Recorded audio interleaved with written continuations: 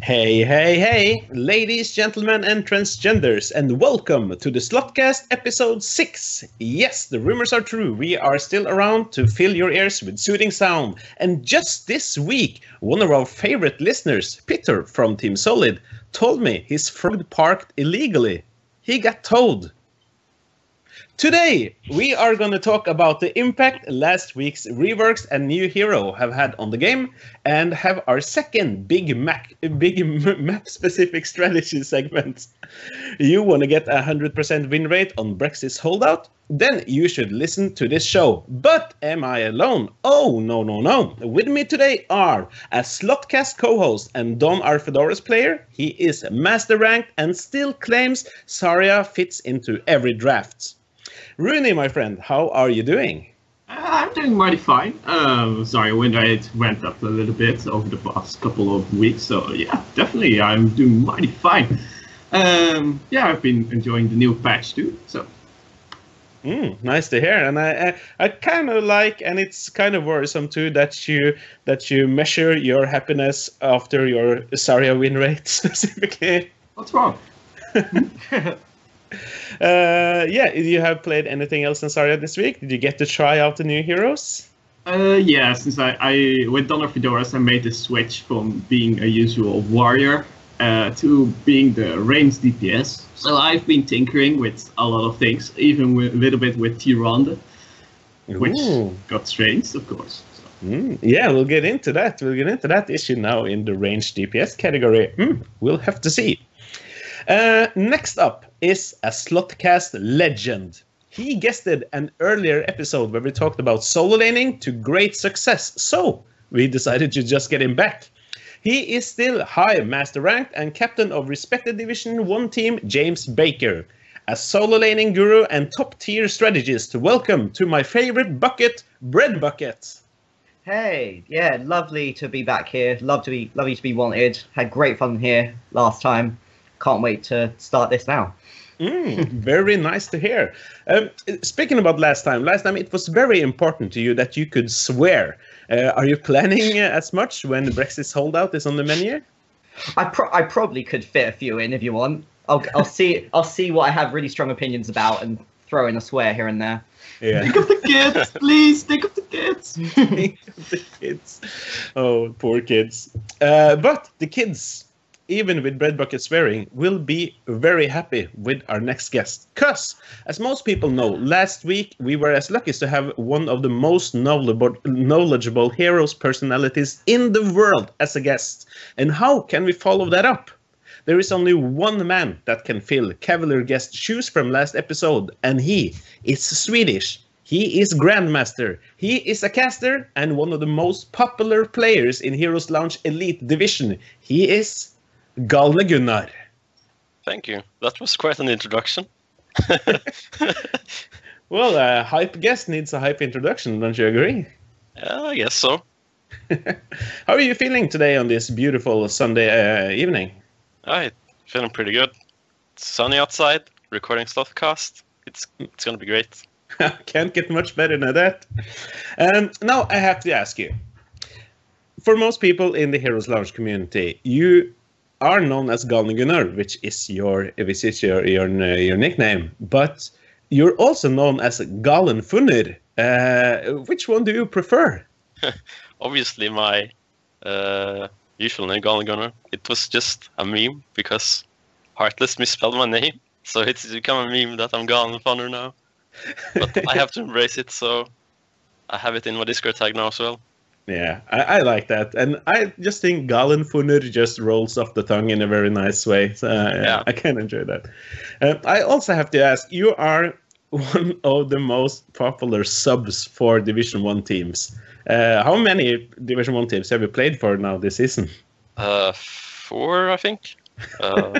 Played with Fat5, I played with Blame the Healer, I played with GGU. I think that's all. Okay, 3 teams. Yeah, okay. And maybe you also had a game in with your former or regular team? Yeah. Gaming in the Rhythm, which is unfortunately not around anymore, as I understood. No, we're inactive. I'm currently looking for a new team, and I've tried out for some teams now. Probably decided soonish which one I'll join. Ah, I hear Fnatic is Swedish, so fit right in there. Probably not there, but we'll see. No worries, we'll just send them a copy of this episode, and they'll be sure to pick you up. Well, with this all-star lineup, it's sure to be a great episode. So with no more japping about, let's get down to business.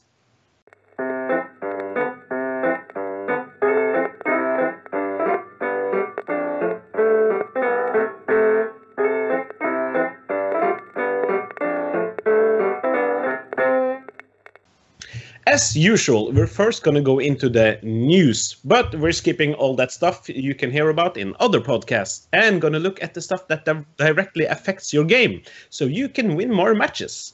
And as we discussed on last week's episode, the D.Va patch brought with it not only one new hero, but 3 pretty big reworks. How much impact have these had?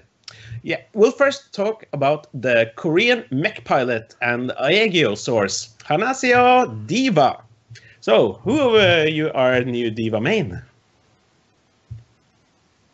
Well, I haven't really played her that much, but I've come to understand she's pretty annoying to play against. D.Va is really unconventional in a way, in that she isn't really a warrior.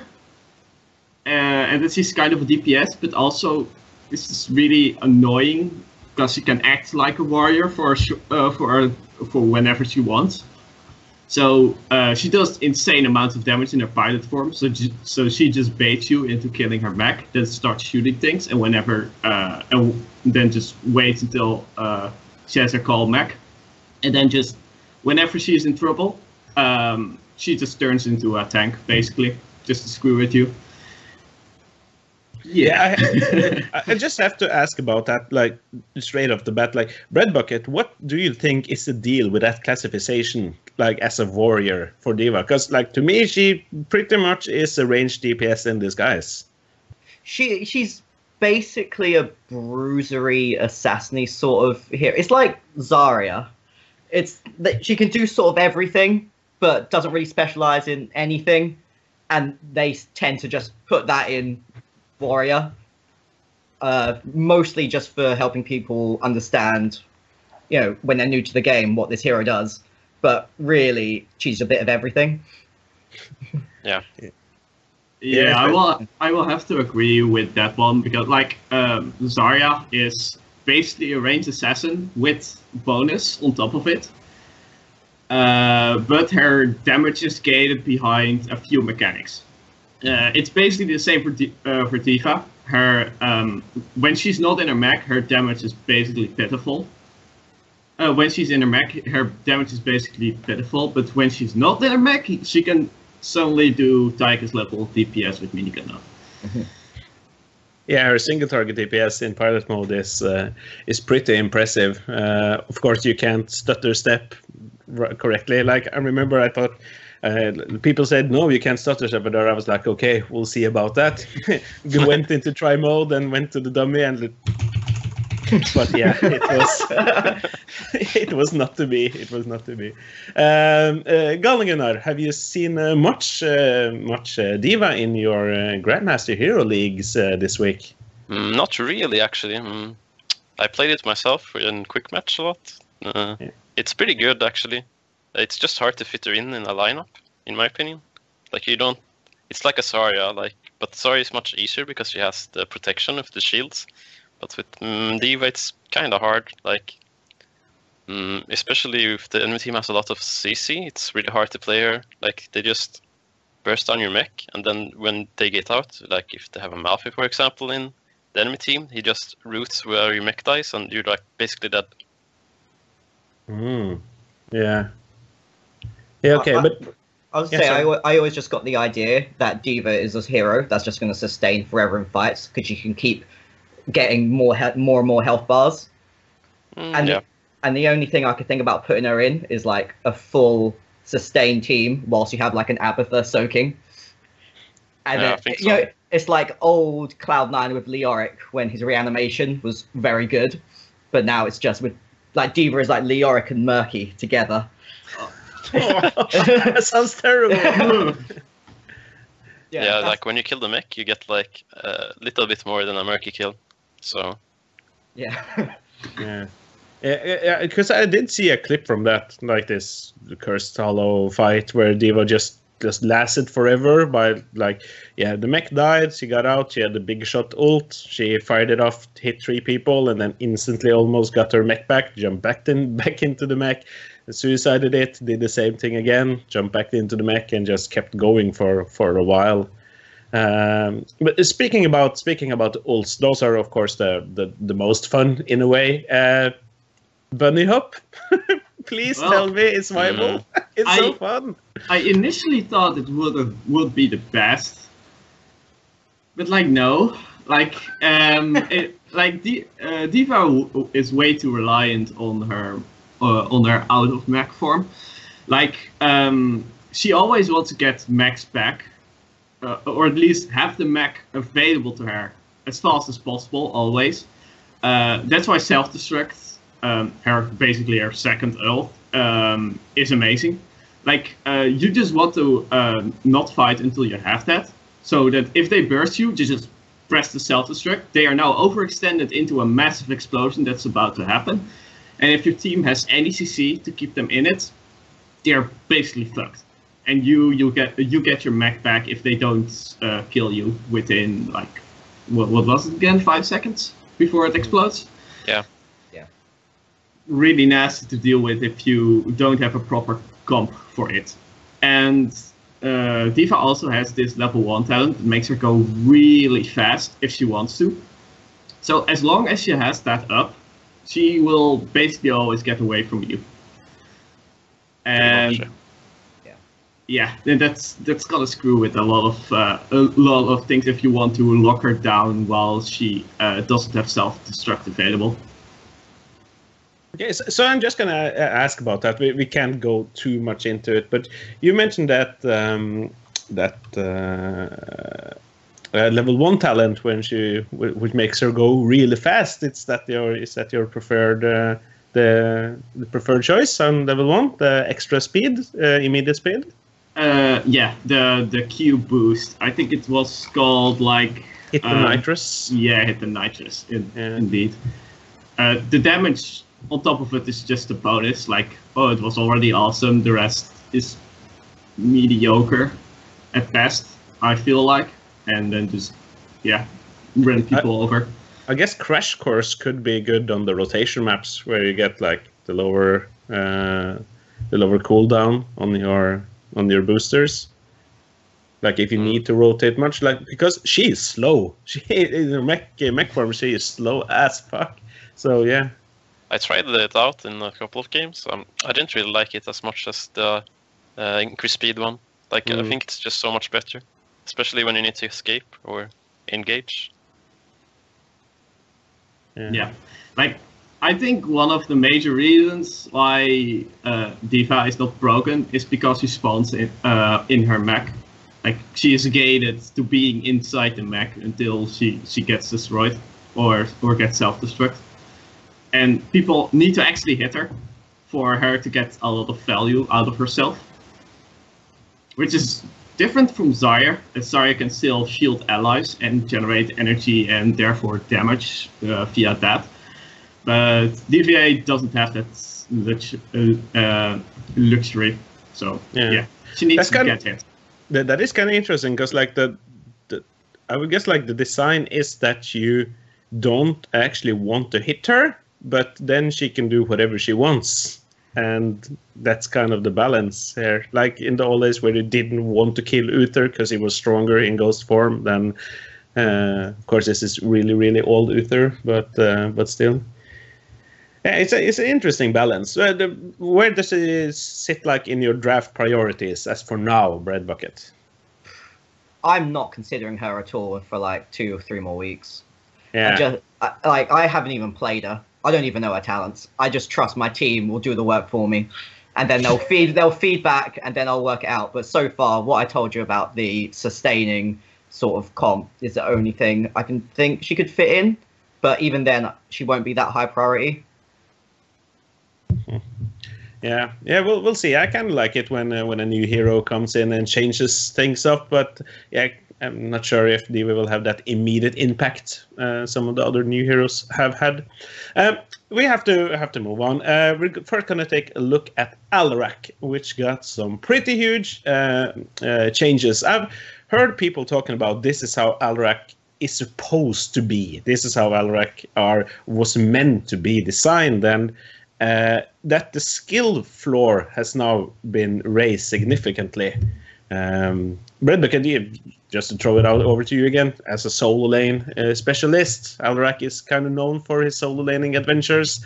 What are your impressions after the first week of a new Alarak? In terms of solo laning, I've always been in the camp that thinks he shouldn't be in the solo lane, and he's far more effective in the 4-man if you're doing rotations. But in terms of just an overall hero now, he feels so good. Everything about it is just, he feels like you've got that fantasy of playing Alarak. And I feel like he scales much better late game now, as long as you don't die. And I think this is what he always, like you said, this is what he always should have been. Yeah. Acceptable. Yeah, that's like at least not that the don't die part, because like it's many heroes have quest talents that's tied up to not dying, and you will lose your stacks. But this is actually built into his trait. Like he now gets 3% sadism per hero takedown, but when he dies, it's all lost. So Gunnar, how do you not die? You pick Counter-Strike basically and trust your team. Like you need to go a little bit harm with Alarak to be successful. Sometimes you overstep and you need your team to help you, but overall I think Alarak is like first pick material at the moment. Like he's super strong. Okay, is that both for your Hero League adventures and for competitive, like organized play? I think both, but you need to have the skill requirement to play him too. Like you can't just pick him up like some Lilith, for example. She's really easy to play. That's not the hero. Like you need to practice him to be good. Yeah. But if you can master him, he's really, really strong at the moment. Yeah, Feeds seems to be pretty detrimental to Alarak at the moment because he basically loses all of the sadism he has been stacking up over the course until he fed. So, but yeah, as you could say, Feeds ruins many strategies. That's probably what I would say. Yeah. So as long as you don't feed, you can just really go ham on people. Yeah.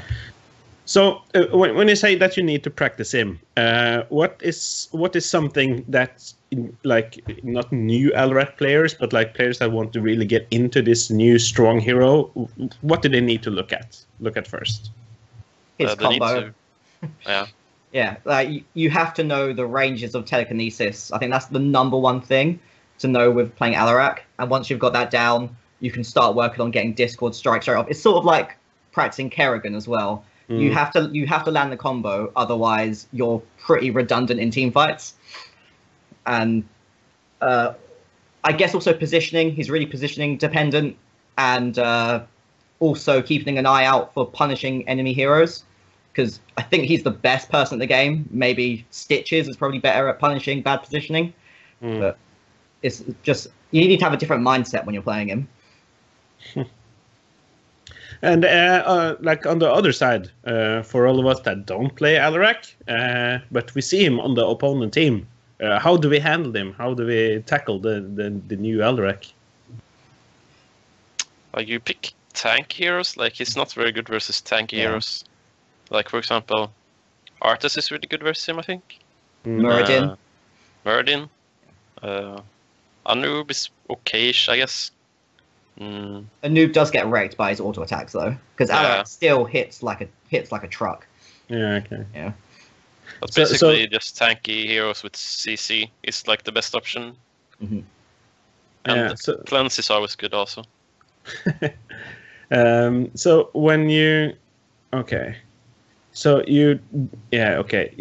because like now the meta is kind of in an upheaval with like we've seen the double frontline thing for a long time, and then it was double support that was kind of hot but didn't really take off. But when the opponent team has an Alarak, you really want those two semi-beefy frontliners. Yeah, pretty much. Yeah, okay, cool. Someone that isn't a semi-beefy frontliner is Tyrande, my love. But she is now a support or an assassin or something in between, or does it depend how you build her? Any one of you played around with the new Tyrande? The most notable thing about Tyrande right now is she has massive level 16 power spike in Mark of Mending. Like that talent is beyond insane. I've seen people screw around with both the E build and the passive build. I've seen one person take the W build. I'm not gonna recommend the W build. It felt like that Tyrande would have won the game if she would have picked either the stun build or the passive build. But yeah, passive most of the time seems to be the way to go. It just feels very powerful to keep a vulnerability, a point and click vulnerability at a really low cooldown and keep it up for longer. Yeah, basically that. Yeah, you mentioned Mark Mending, that the new 16th talent that makes her basic attacks heal her for 2% of her maximum health. That is only on targets with Hunter's Mark, or? Tyrande always heals for 2% max HP for every auto attack, always, even without the mark applied. So that already is a really strong talent. Yeah. And if you apply a mark to someone, all allied heroes hitting that mark target will heal for 3%. So Tyrande will be healing for 5% max HP per auto attack. Yeah. And then you have, if you have like a Tracer and you mark someone, and Tracer just gets full HP instantly, basically. Yeah, that's definitely very, very strong, but that is like a healing talent. But I heard mentioning that she now are like even stronger in the DPS department too. Like, yeah, basically, like it's really weird. As I say, she isn't really DPS, but she enables others DPS really well. So she's kind of support, but she also doesn't heal that much. But then she has her ult, which is just an amazing team fight ult altogether. Even though it has been nerfed pretty significantly, like just with some math, it was nerfed to like the whole surface area has been nerfed by like 30% something. Yeah, I think we need to talk about that. The Starfall ult, which is now it's much smaller. Like I read that it was smaller, but as soon as I saw it on the battleground, it was just, wow, this is much smaller. But the level 20 upgrade, like everyone that gets Hunter's Mark on them. It sounds insane, but again, it's level 20. Is that too far a wait for your power spike buckets? Well, people playing the Zebo for his level 20 power spike. Yeah, like, good point. If it's on par with Vile Infection, which I have a feeling it might not be, but if it is, then it will be worth it. Yeah, but you as a drafter, how are you looking at Tyrande these days? Like after the first week of new Tyrande, like she can't solo support, I guess, but she's still like, do you want her with a Tassadar or one of those like half healers, or like what's your thoughts?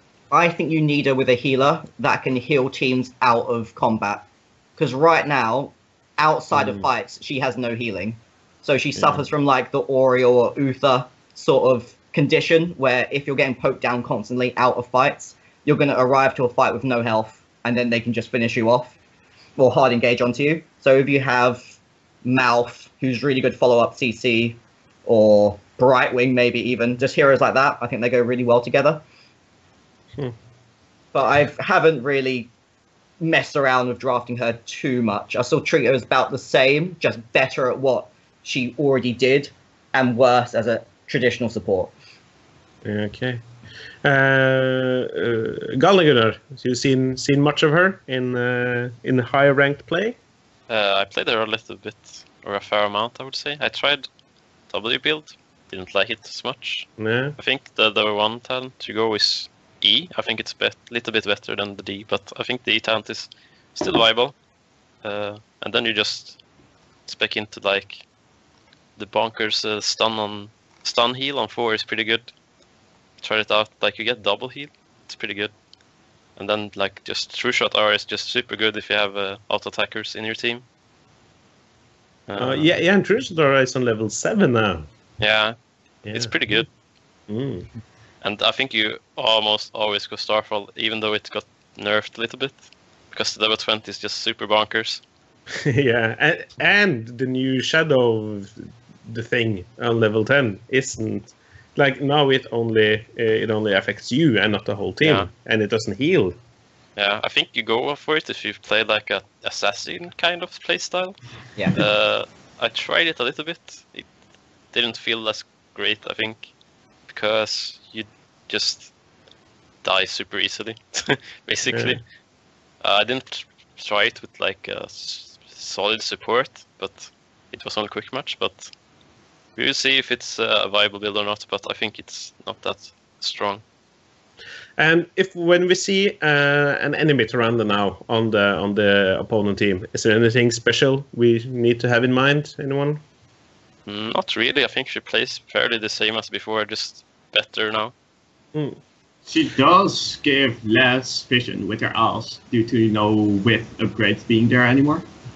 But yeah, that's about it. And very often it's not really wasn't really that super impactful to width.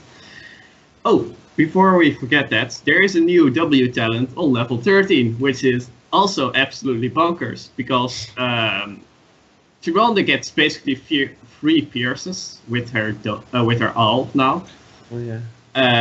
Yeah, just by hitting people with it. Like you should be able to stack it above 8 and 16 in a reasonable amount of time until you hit level 13, where every owl hit against the enemy hero reduces their movement speed by 30% and their damage by 30% for 4 seconds. Yeah, 4 seconds. It's extremely annoying. Yeah, it's a lot. Yeah, it's definitely very good. Yeah, I'm just excited to see her getting a rework. She's been struggling with a lot of old talents and stuff for a long time now. But again, we need to look towards that our co-host now in the bottom left corner, Bread Bucket, because we also had a rework on one of the solo lane specialists, you may say, the Haka. Yeah. Dahaka's interesting now. Oh yeah. Just because you get to mess around with lots of different talents that I didn't even think existed before. It's like yesterday I tried him properly for the first time, and I feel like with all these reworks they're pushing these heroes into more of their niche fantasies. Like Tyrande, less supporty, more I'm just going to help you kill this guy. Alarak with the huge spikes of power whenever he gets silences or kills people, and now Dahaka feels more like a better ganker. Less of the wave clear bot and then digs in. He can still do that, but he's worse. But he feels stronger when you want to just get those isolated kills. But I think he'll play more or less reasonably the same, unfortunately. Okay, so the play style won't change much, even if like the talent system got a decent overhaul. Yeah, it's like he needed the nerf. He was far too strong in competitive of what he could do. But he feels more balanced now. Yeah, of course, the combination really strong wave clear and the global it's pretty OP. So I can understand the changes, but for someone that's coming into the Haka now, like with the change the Haka, what is something that you want to keep in mind to be effective on him now? Pretty much the same as before. The general play style hasn't really changed, other than you need to get a few more auto attacks to clear a wave. So just be a bit more careful when you're wave clearing. That's about it. So when you say not much had changed, but like stuff have changed, but so it's like the impact of the changes mostly that you now have more talents to choose from depending on the enemy comp and the map and stuff. I guess I still haven't messed around with them too much to see whether there's a clear favorite in talents, because most level ones seem like they could be map dependent. Yeah. But I don't want to get your hopes up and say he's completely changed, and you can go into loads of different routes. But he's almost the same hero. Yeah. I've been trying out tissue regeneration. I think it's pretty good now. When you grab the cloak, you get 10 essence. So that means that in level 4 that you can go the invest and knock up on your burrow. That means that you get some more peel as well, and because you don't really need the other 2 talents on level 4, if you go with the tissue regeneration, I think it's pretty okay. Yeah, but it seems like overall he's playing much the same, but with some changes, and it seems most people are happy with the changes, making him a bit more flexible. We, of course, are spending too much time on this than we planned, but we also quickly have to mention that we have a new map rotation. It has only been 6 battlegrounds active now since the introduction of Hanamura, but it's now up to 9 with Towers of Doom going out, and brought in again is Warhead Junction, Haunted Mines, Tomb of the Spider Queen, and Battlefield of Eternity. Are we happy with the new amount of 9 maps instead? Well, No. No? Yes? No. 2-lane maps can just go away, in my opinion. Yeah, I was about to mention that, because it does say in the notes here, there's like almost half, like at least 4 out of the 9 maps here are 2-lane maps. 2-lane maps are life. As a Donor Fedora, 2-lane maps are the cheesiest of all, and you can cheese everyone out of a victory. I disagree. 2-lane maps are awesome. But how about like the amount of maps with 9 instead of 6? I guess that is something we're happy with, or I'm a bit happier that we have a little bit more maps. I think I felt like it was too less maps with 6 when I played Hero League. Like you just tend to see the same map over and over again. Then but one thing that's worth mentioning is that HGC now has a totally different map pool than we do. Is that kind of weird, or like at least for Hero League, maybe? Like, I don't know. I think it's a little bit weird, but I don't know. I think they should have the same map pool as HCC. Yeah. So it doesn't become so confusing. How about Quick Match having the map pool of everything? I'm okay with that. Yeah. Why not? Yeah. Quick match is meant to be a fiesta anyway. Yeah. Yeah. Give him Blackheart's Bay. Give him Garden of Terror. Yeah. Throw everything on them there. Give them pre-rework Haunted Mines. Just throw it all in. Oh my. Quick Match more like Clown Match, am I right? Hey. But yeah, with all of that in mind, most of us surely are heading into a bright future. But if you really, really want to improve that win rate of yours, and specifically on Braxis Holdout, you should wait a couple of seconds while we have a short break before we go into this week's Braxis Holdout special. We'll be right back.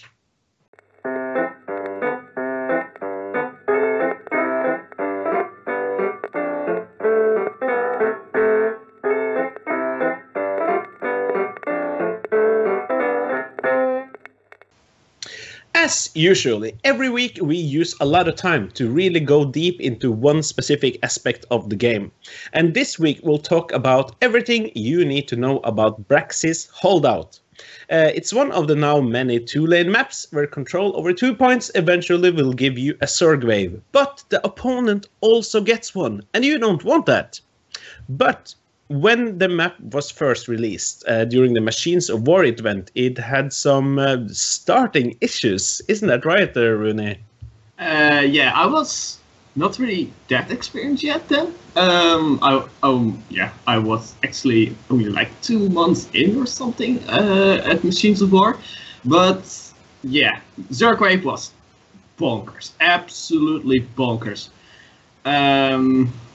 Yeah, it just basically almost ran down to keep. If you get the 100% Zerg wave, there's very little that you could stop it if you don't have the tools to stop it. Yeah, it didn't take much time before it was nerfed, did it? Yeah, it was nerfed pretty quickly.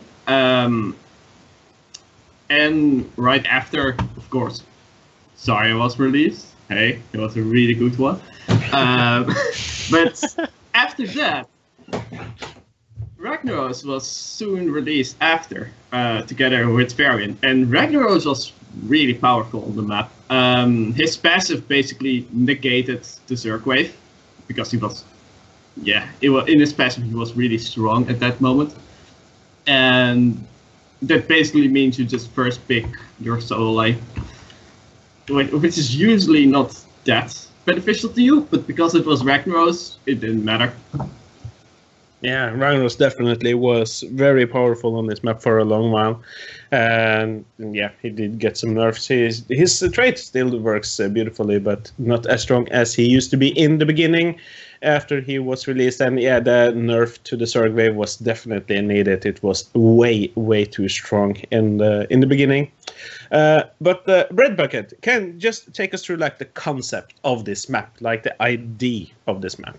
Okay, so like the USP of Braxis Holdout is all about sustained laning.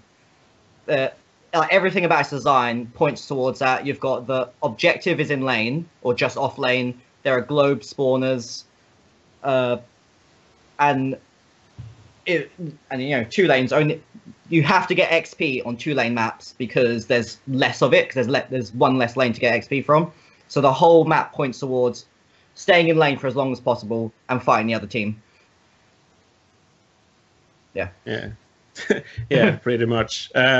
So, the sustained laning part is something that we're going to go into. We might as well just do that. Because, you need, as you mentioned, you need all of the experience, and there's so little of it. So you need sustained laning.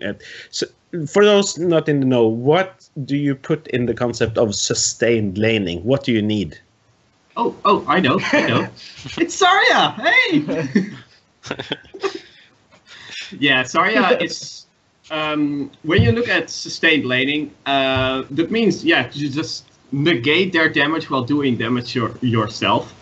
And Zarya, in a way, is basically a ranged assassin with a good amount of poke, but is fairly tanky and has instant healing if you time the shields correctly, which is amazing. You can also, Zarya is really good at static point control, just standing there, dealing damage, and dealing just a load of damage, so they have to back off. Braxis is, you always stay between the 2 forts in the beginning, at the very least, and you only move from the middle of the lane towards the beacon, right on top of it. And that means Zarya can just really doesn't have to move and just can stand there and deal as much damage as she wants to. Anything else in Zarya that's important for the sustained laning part? Basically, just heroes without mana is super strong on this map, because you don't need to go back. And heroes with the example Math, he can give mana to your team. He's really strong in this map too. And just his heals doesn't cost much mana, so he basically never runs out of it. We've also seen, we're going to get into drafting map later, but we've also seen Oriole, specifically with Oriole, Gul'dan is a strong combo in the 4-man, I guess. Yeah, basically you also want to draft Wave Clear, obviously, because of Zerg Wave. So if you pair up, the example Gul'dan and Oriole, she gets so much hope, so if you are sustained in the lane, you can't really die if you don't overextend. And you can clear the wave super fast, so it's pretty good. Okay, so for your 4-man, which is usually the bot lane for some reason, it's mostly just a gentleman agreement that you're putting 4 people in the bot lane and the solo lane being the top. It's except for when you want to do some cheese with some pushers, Lanas or Zarya or something. So your 4-man, you want sustained laning. You want mana or heroes that doesn't necessarily rely on mana or doesn't use a lot of it, that can both hold the points and clear the waves, the incoming waves, fast, so you don't get pushed in. Yes. Yep. Basically, Pretty much. like a good example of what you shouldn't draft on Braxis, or at least without something to elevate their problems, are Rhaegar and Uther. Like, Uther basically gets poked down unless you're just constantly, like, you have to keep up a frag rate of like 1 every 15 seconds, or you're just going to fall behind and get out-sustained with Uther. Rhaegar is a little more lenient in it, but also goes out of mana really quickly because, yeah, he's just really mana hungry. Okay, so there are obviously some heroes that you do not want in this format. How about 2 support comps? Can they work in the bottom lane to get that sustain? Yeah, Definitely. Double support is close to the optimal 4-man, just because with all the changes to supports, they do more damage and they offer you more sustain. Like, Lily is incredible. For ages before, Tass was just broken because he gave sustain and wave clear, and Zarya acts as a double support because of her shields. And it's so hard to break it down, especially early on in the game where most of Braxis is decided over, and it really allows you to push up in siege buildings really effectively. Yeah, until level 10. Remember, until level 10 you only have 3 abilities instead of 4, and your 4th ability, obviously being your ultimate, is the most powerful. And that is also very often where you get a lot of kill pressure from and that kind of stuff. With Braxis being a really short lane, like, the forts are really close together. You don't have much space to walk around and to secure a kill, to chase a kill. So you have to basically blow someone up without your kill pressure, without your ultimate as an ideal kill pressure. So until level 10, you will have to basically slowly grind each other out.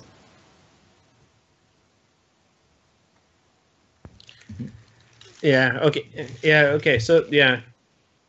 No. I'm not going to totally jake it up. It's coming along. But one hero that I want to talk about that we've seen, that I think I've seen a lot being played here, is one of my favorite heroes, my bay, Chromie. Oh. What about Chromie on this map? Doesn't the poke that she brings? Can't that just like push the enemies out from the point by just not being able to sustain it? The thing with Chromie is that what people underestimate about Chromie is how powerful she is as an early game hero. Because of her trait, she gets all of her talents earlier, so she scales much harder early game, and that gives you a lot more power in your 4-man. And also, like you said about the poke, great poke. She can basically stay out of vision and nuke people down. She has good wave clear, and she's really effective against Oriel and Zarya, who are so popular on this map. Yeah. And there are also some sustain healers that don't have cleanse, like Lucio, which he can abuse as well with Temporal Loop. And she's just overall really strong on the map. Yeah, because it's interesting that you say just that, because 2 of the heroes that we mentioned earliest when we talked about which heroes are strong in the format on this map was Zarya and Oriel, and Chromie is kind of a direct counter to both of them. Yeah, and that's as I said, your ultimate is a really big power spike to kill people, to make an instant nuke happen, like in some sort of way or utility, like something really powerful is it. And Chromie gets it 2 levels earlier. So she can start fragging people from level 8. And besides that, Chromie, unlike most others, has really powerful basic abilities in her W and Q, if it hits, that is. She is one of those few heroes that has enough range and just straight up nuke damage that can still frag people, even though they are basically in their forts. We also, just before we just go forward from the laning part, we also of course need to talk about the solo lane here, because is braxis holdout one of the most important solo lanes in the map pool? Yeah. I mean, it's important.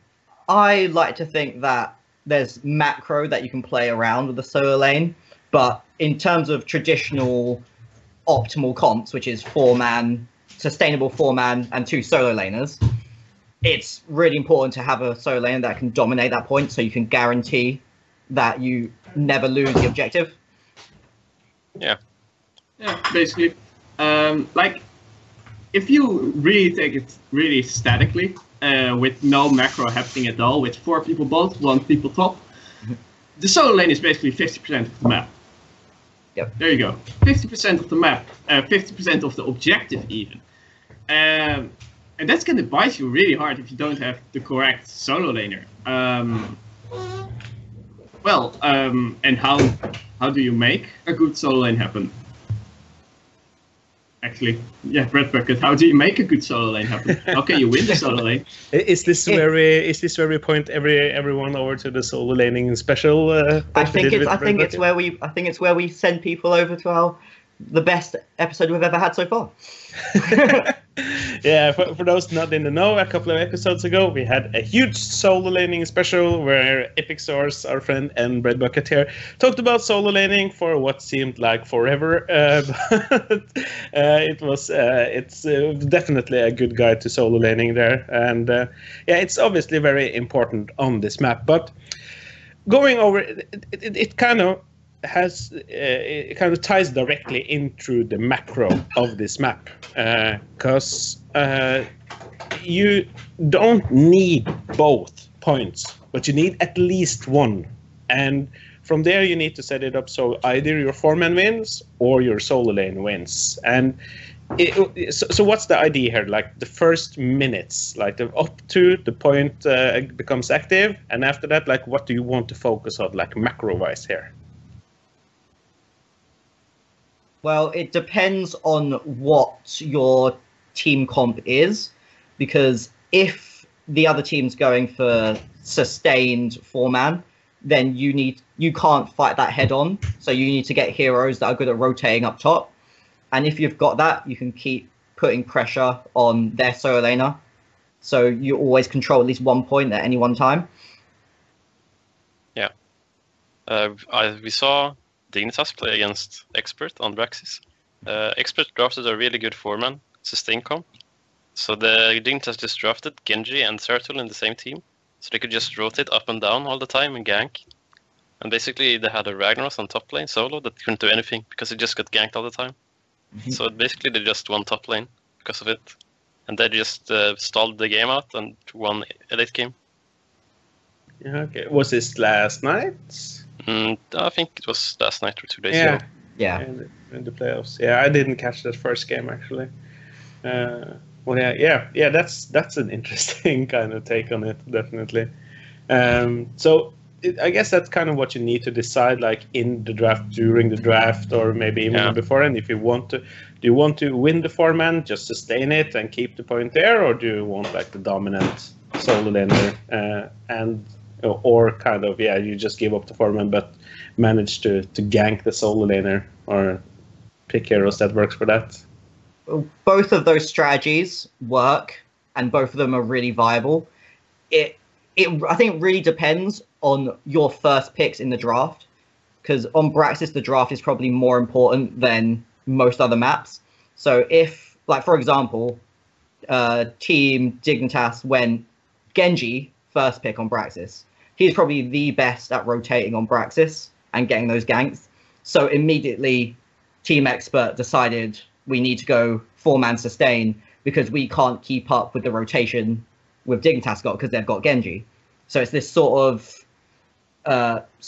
you need to react to what your opponent's doing to go the other way. Yeah. Basically, Genji is just super strong in this map. Like, the meme on the deflect on the bus is just so strong. Oh, yeah. I was seeing some clips of that, some videos on YouTube. Yeah, basically at level 20 you get the talent where you can deflect damage to everyone around you.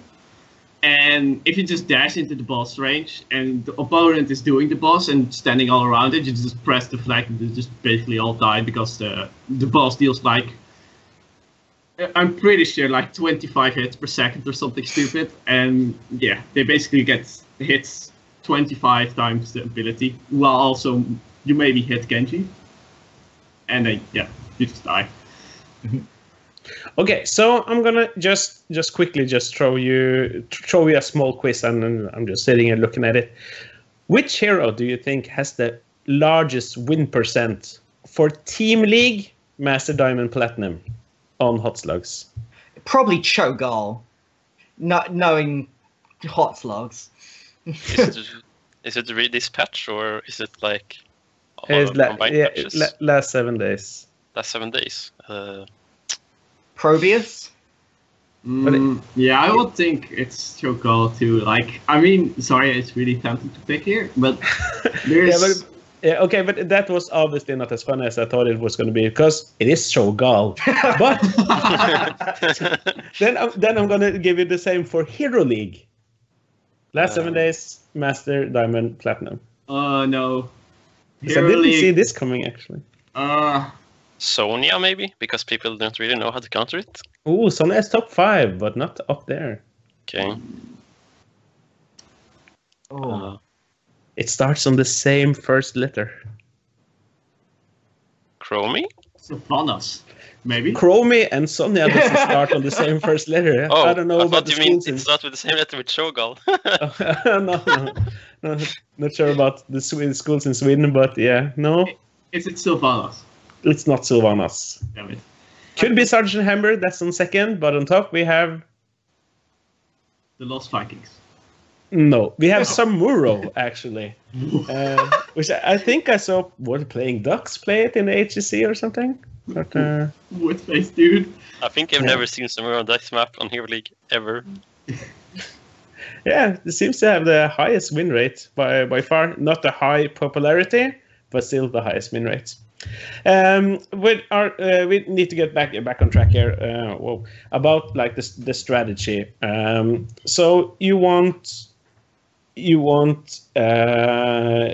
of course, you want to take both of the points. So how do you plan around that? That obviously comes down to your comps. If you want to do the ganking route, or how you want to do it, but. Are there any like parts of the map that you can plan on before, and this is when we want to go in and do this. This is where we want to do that. This maybe tied up with like the camps that spawns. I would always say that the left side on this map has a better time because of the easy camp being just so close and easy to pick up. Is that something that can help you, or that you can take into consideration when strategizing the map?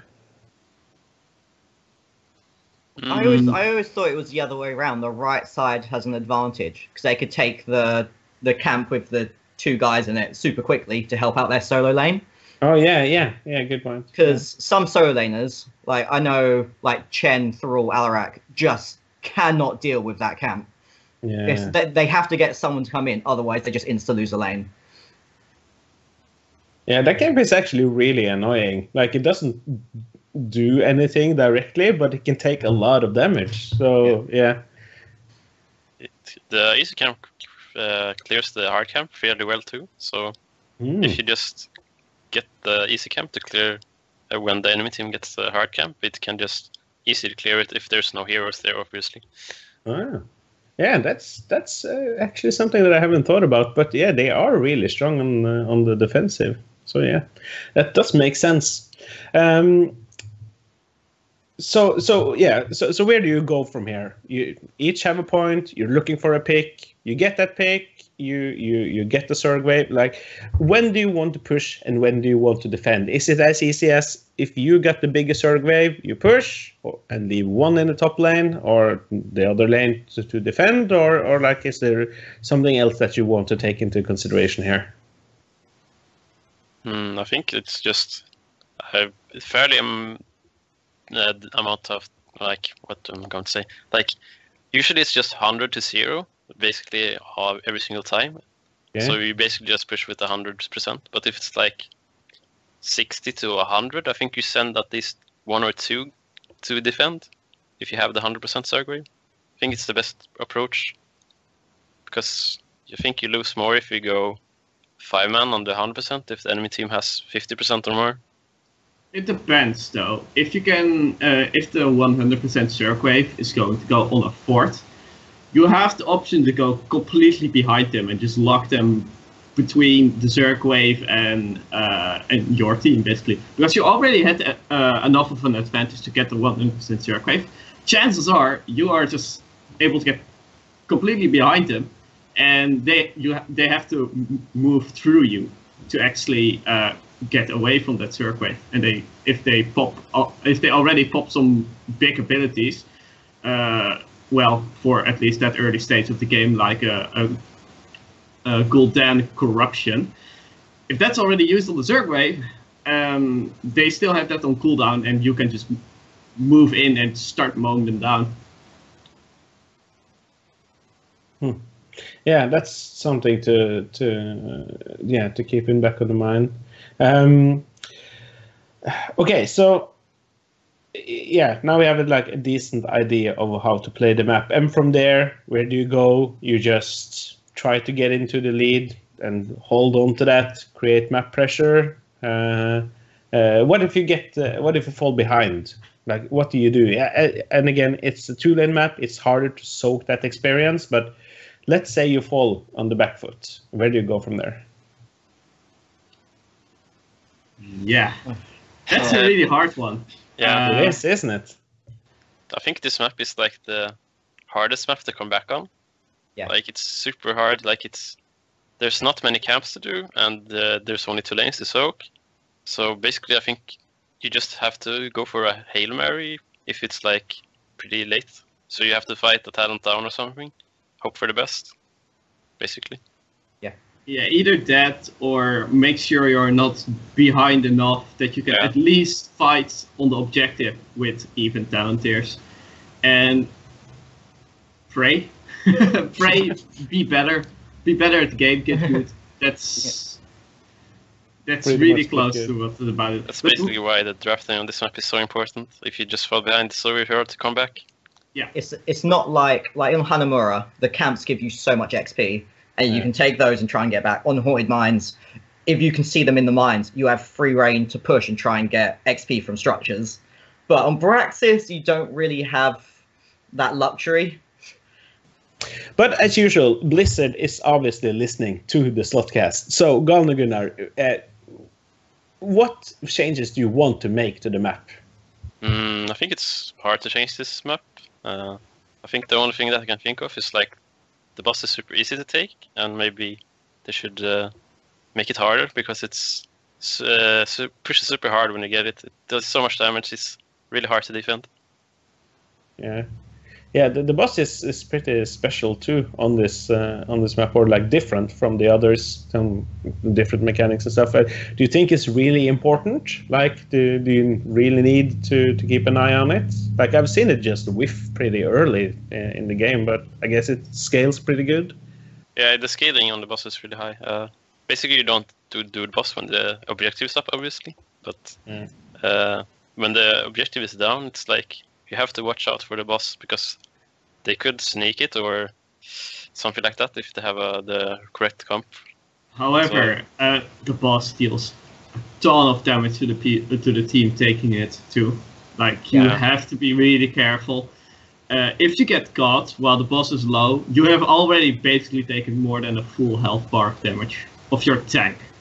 Yeah, very often. Because it hits like a truck, like it hurts a lot.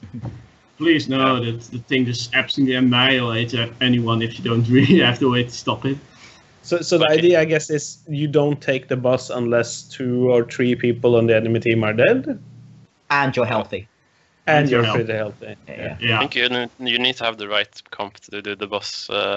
If you only have like 1 man down on the enemy team, like Zarya is like the best on the boss. Like, she deals super much damage, and she cannot die from the boss because of shields. Yeah, she can juggle aggro with people, and to get maximum shield.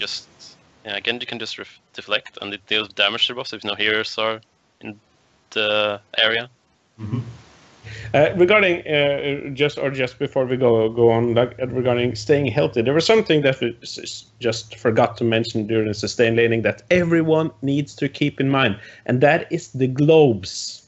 Yes. There are globe. What are they called? The globe generators. Yeah. I'm only lived in Europe for 31 years now. Sorry, don't know all that much English. The globe generators were both in bot and top, and those can be really important in the sustaining laning part to be in control over. Like, I love when someone on the team just yells out 10 seconds to globe or something, and we can just get ready for it, because it seems like a very important factor for the laning phase. I would say it feels like more like a workaround that Blizzard put in for a quick match, just so teams can sustain in it. Because if you've drafted properly, you can sustain without the globes. They're just nice to have there. And it's nice to deny. It is. But yeah, I just feel like it's something for quick match and uncoordinated play. Yeah.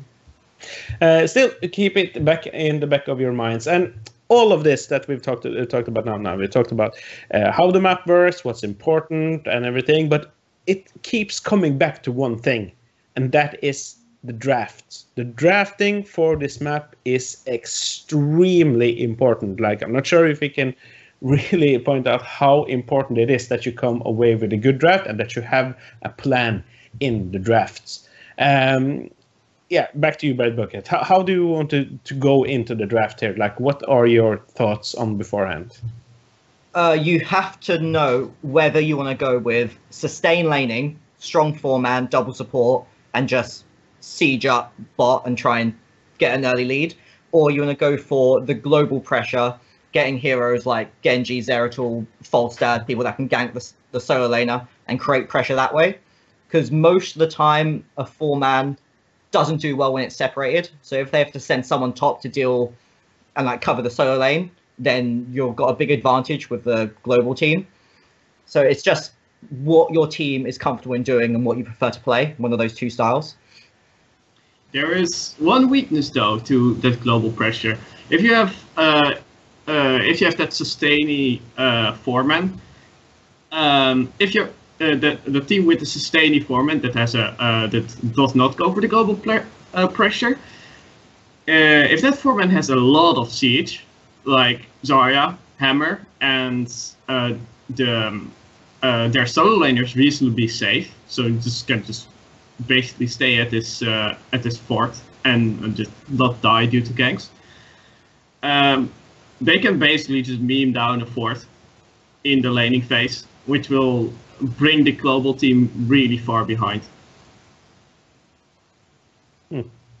Yeah, okay, so you kind of need to decide on one of the two routes to go. Mm-hmm. How early in the draft do you like signal where you want to go? Like, how do you want to draft it? Like in the case of, at least after this episode, everyone will know how to draft, and they will be sure to look at your draft and try to figure out which route you want to go in. So what are like the strategy behind it? I think your first pick has to signal what you're doing, and it has to be one of the stronger heroes for in one that of those purpose. Yeah. So for example, when Dig played yesterday against Expert and picked Genji, they signaled what they want to do. And then immediately Expert said, we have to go into sustain because we can't match a Genji.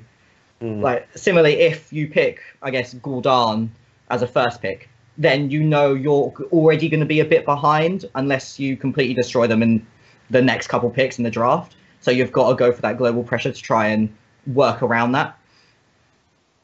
Or that's my opinion anyway. I agree completely with that statement.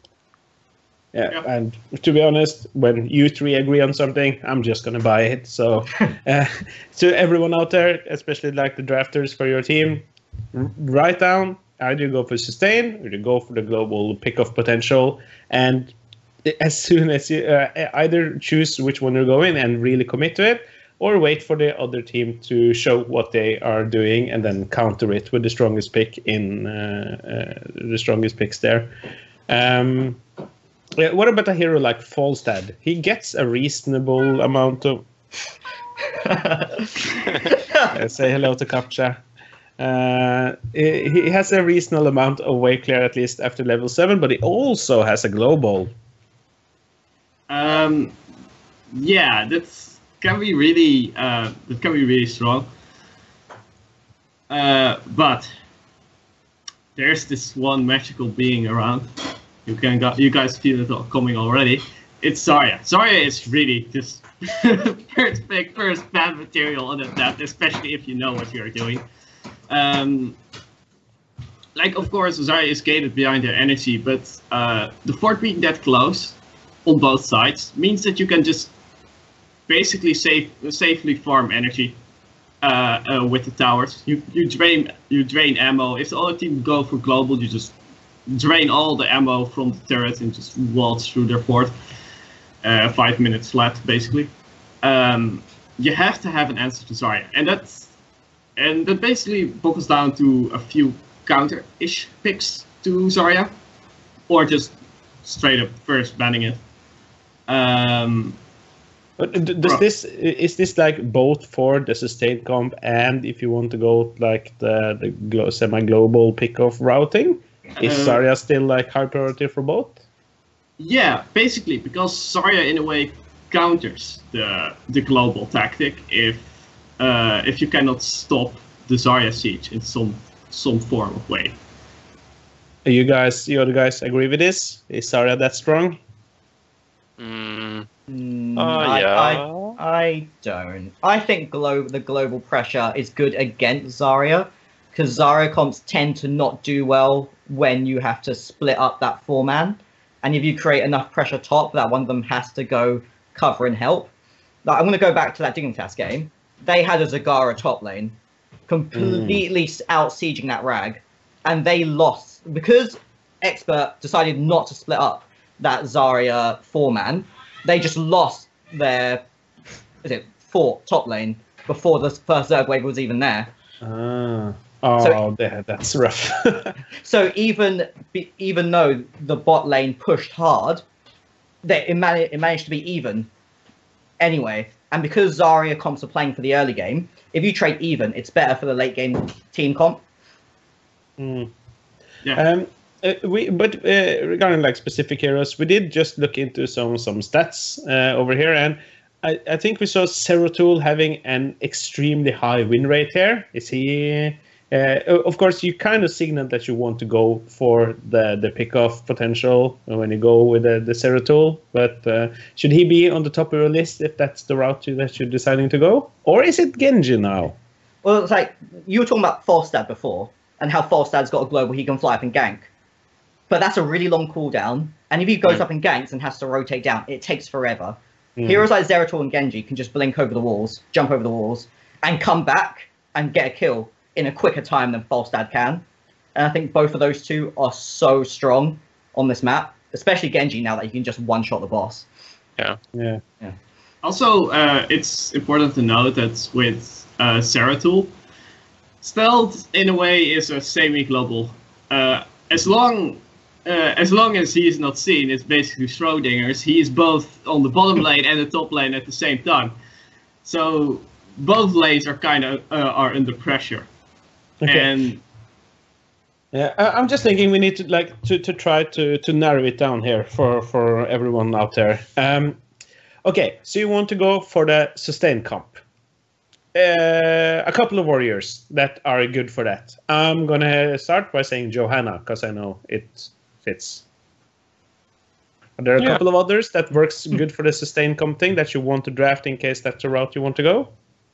I think it's not that important that you need on the warrior slot. Like, I think it's pretty open. The more important role is the support if you want to go for the sustain route. And if you want, and which supports are we looking at then? Malf, Morales, Oriel, Lily, Tass, but he's not that strong anymore, but you can make him work on braxis. Single or double support? That's double support, definitely. Yeah. Otherwise, you don't pick him at all. Same with Lily. but I'm thinking overall, for this map, if you want to go sustained. I think double support is the way to go if you want to go for the sustain route. Yeah. And then Lily should be one of them? Yes. Lily's one of the best for double support, especially on braxis. We had a game in Heroes Launch where we didn't draft auto attack or assassin. We just had Lily being the assassin. And we had an Oriel and we just put the crown on Lily. Yeah. Just to put it in perspective, Lily is one of the best hope generators for Oriel. Oh. That's how much damage she can do, especially in a 4-man. Yeah. Okay. And then we just had Rexar on the top lane, and he just put the bear on the point, and they couldn't get it. Yeah, that's definitely something for all the drafters, notepads out there. Anyone else then, like the supports that are really, really important for the sustain, like the wave clear, the best hero for that is probably Gul'dan. Like, yeah. he has mana, like his trait is that he gains mana, so he never runs out of mana. I think it's the best option. Another very good option, not as good as Gul'dan, is Greymane. Greymane gets wave clear due to his cocktail. Well, he usually doesn't run out of mana anyway, unless you're really spamming the ever-living shit out of all your abilities. Also, from level 7 onwards, he's gonna his poke is gonna increase more. It's gonna get better and better. He will just take full cocktail build and poke people that are behind their wall. So if you're pushing in already, if you're winning the 4-man, Greymane can basically accelerate because he kills structures really fast if he's able to get on it. And he can poke and he can poke the people while they are behind their walls. So the other route you can go with the pick-off type of comp or strategy. Which heroes do you want to prioritize then? I'm gonna go out on a limb and say Zeratul. Yes. Yeah. Yeah. So so either Zeratul or Genji, or I guess it's overkill with both. Looks like you can get Zeratul, Genji. Muradin's pretty good, since he can also act as that hero that can jump over the walls and get to the other lane quickly. Anub, Dahaka sometimes, if you want but you'd have him in the solo lane and he would burrow down and you'd take a 5v4. And just those type of heroes that can quickly rotate. Yeah, the good thing about Zeratul on this map is that he can sneak beacons because he has stealth. And the later the game goes, the better Zeratul becomes, basically. So he's good at stalling, and he becomes better late game. It's also key to point out that Zeratul is also extremely good against double support comps. Yes. Because of Void Prison. So he's like, it's even better than I think other heroes are at that job. Yeah, okay. Yeah, that's definitely someone to put on the top of your list when you are considering drafting the pick-off comp. And lastly, we need to mention the solo laners, because they're obviously very important on this map. Do you just save it for last so you can counter the enemy team solo laner? If you're going for a straight, we're not going to interfere with a solo lane, then you should do that, so you can guarantee you win. Or you could just be a complete asshole and just like get Sonya early on and win almost any lane. Well, I think there's some counters on this map for Sonya. Yeah, like Leoric can, but I think Rexar is really good versus Sonya, but that's just my experience. Like, never lose versus Sonya when I play Rexar. You are then stuck with Rexar for the rest of the game, though. Yeah, I guess. Sonya will outskill you. So, the reason Rexar and Leoric work against Sonya is most often that they can take the point from Sonya. Pre-10, that is. So, you usually draft Rexar and or Leoric versus Sonya when you just want to get that early 10 advantage, get the point on top. And meanwhile, you have also drafted a better better 4-man on the bottom lane. So you get both beacons until level 10. And from that advantage, you will snowball. That's the idea behind drafting those 2 picks against Sonya. Yeah, and again, to narrow it down for all the drafters out there, what kind of solo laner do you want to focus on when going with the 2 different routes? With going with the pick-off route and going with the sustained route? Just do sustained first. Which kind of solo laners do you want to look into? Solo laners that are very independent. They can sustain themselves. They can hold a point, like Sonya, like Leoric. I guess like Chen and Artanis to a degree. Heroes like that. And the other way around, you want heroes that can do quite a good amount of siege as well, because you want to get as much. Because once you get that kill top lane, when you rotate, you want to put as much pressure as you can. So it forces some kind of rotation, like Zagara. I've seen some Koreans put Hammer up top, just so when they get a kill, Hammer just destroys all the buildings. You can smell it over here. Yeah. Okay. So yeah, that's the idea. If you're going sustain, you want someone on top that can hold the point, and is very independent. Yeah. And it's very independent. Yeah. Okay. And if you go the pick-off thing, you want someone with a strong siege who can really take advantage of that pick-off top if you get that kill, and for every kind of rotation on here. Yeah. Yeah, interesting. And of course, all of this hangs together with that you need to counter the enemy solo laner, depending on what you want to do and what the opponent want to do. That's also something to keep in mind when banning, especially in this in the second ban phase. That if you understand where the opponent want to go, you have a huge advantage. But guys, another week, another Slothcast. And again, we filled out all the time and then some. But before we all leave you for now, we have to say our goodbyes. Rooney, first, any parting words from you? Well, yeah, it was an honor again to be here. I really enjoyed this one. Thank you. Yeah, I know you only enjoy getting to talk about Zarya, and you did, so I guess you're happy. Yeah, great. Any final shoutouts?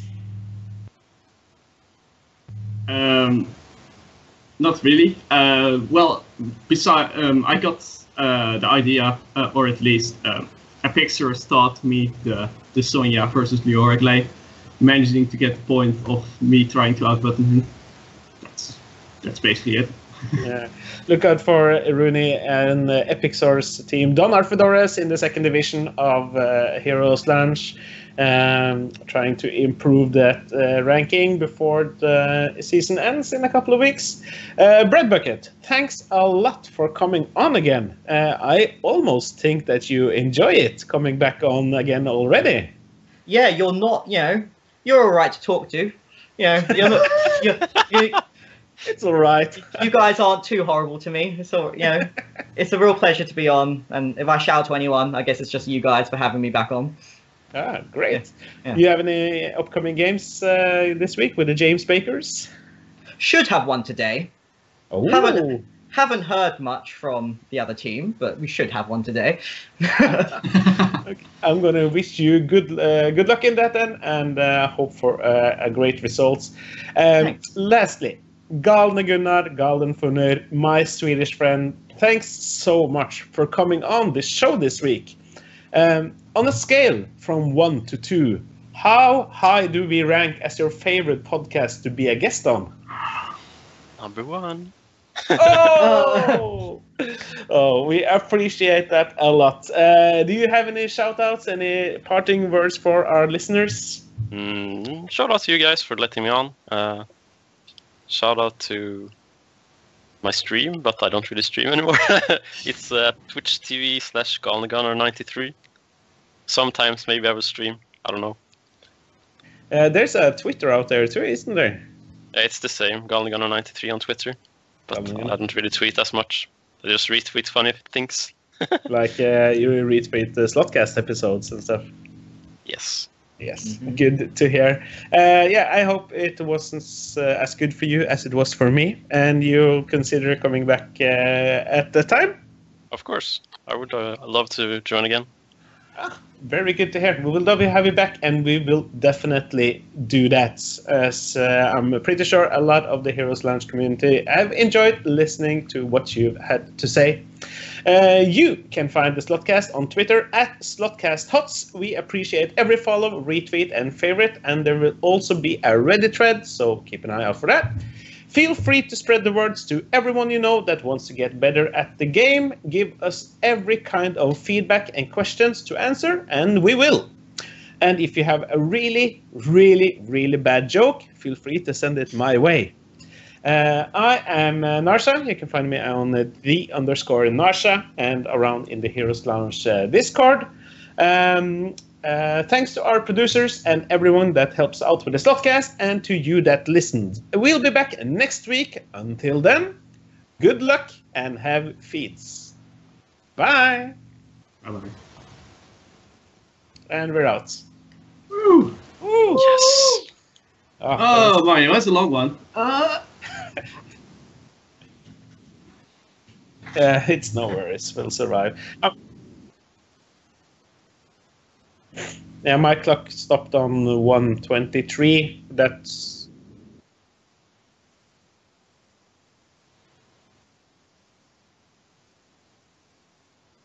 Yeah. Yeah, but Dontry, our editor, will handle that. He'll get to have fun with that. The worst thing was that in the beginning of the Brexit talk, I was like, oh, damn, but it's not that much to talk about. I need to drag this out. And suddenly it was like, oh, shit, we're turned an hour and we still have like drafting to talk about.